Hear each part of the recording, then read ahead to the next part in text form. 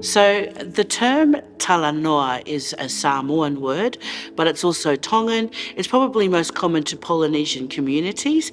The word Talanoa is made up of two words, tala, which means to talk, and noa, which means pretty much about anything.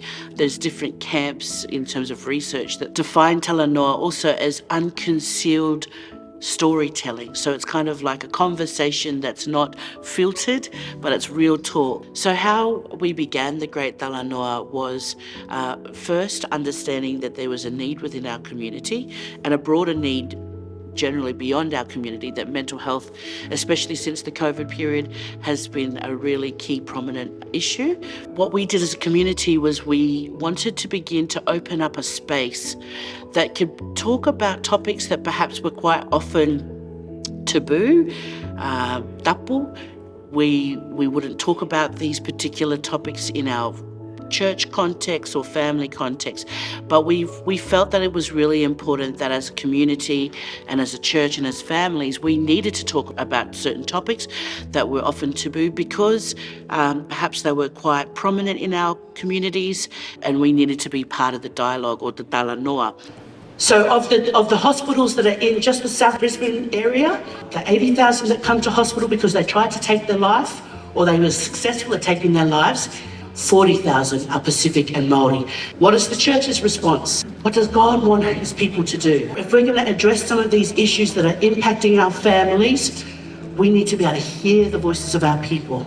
Share with the person next to you, what do you think about that? And we might just get a roaming mic because this is a time of great talanoa. We began as a community to create a program called the Great Talanoa, where we would use influential faith leaders, community leaders, young people to start having a panel discussion around topics like mental health, abuse, family and domestic violence, sexual abuse, physical abuse, but also healthy relationships, how to bridge the divides between generations, like from our elders that were born in the islands to our parents who were born perhaps in the islands or in Aotearoa, New Zealand, and our young people who were born here in Australia. So the Great Talanoa is really about creating a space that is holistic, meaning that it's encompassing of all that we are as Pacific people, which is deeply grounded in spirituality, our cultural